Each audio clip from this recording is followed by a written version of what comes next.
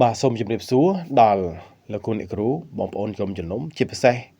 ប្រធានវិទ្យុប្រធានយុវជនប្រធាន Pathfinder និងសមាជិក Pathfinder ទាំងអស់អញ្ចឹងនៅក្នុងតម្រូវការបន្ទាប់គឺតកតងទៅនឹងអឺ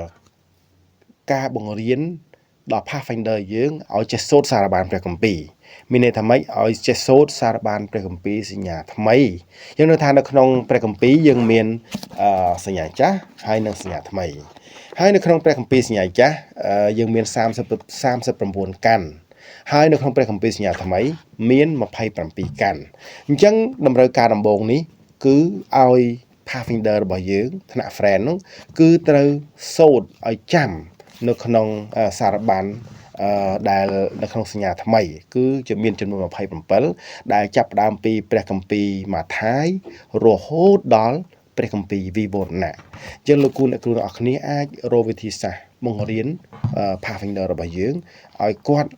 យល់ឲ្យគាត់ដឹងអំពីរបៀបសូត្រឲ្យចាំ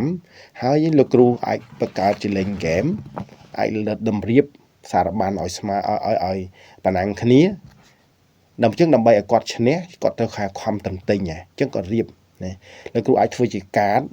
ដូចជាស្លឹកបៀឬក៏អាចធ្វើបាទជាស្លឹកយូណូអញ្ចឹងទៅបាទយើងតម្រៀបឲ្យគាត់រៀបឬក៏យកដបទឹកមកយើងបិទសារបានហ្នឹងក៏រៀបតាមដាំដោយបាទឬក៏យើងកាត់กระดาษប៉ុនមេដៃប៉ុនមេជើងឲ្យគាត់រៀបបើមិនតូចពេកនៅពេលដែលខ្យល់មក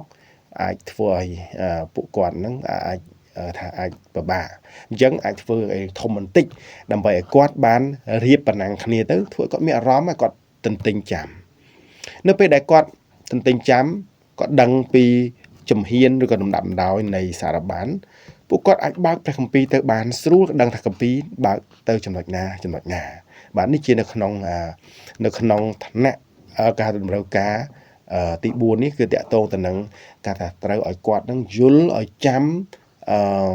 សារបាននៅសញ្ញាថ្មីបាទជើងអរគុណសូមព្រះជាម្ចាស់ប្រទានពរបាទជំរាបលា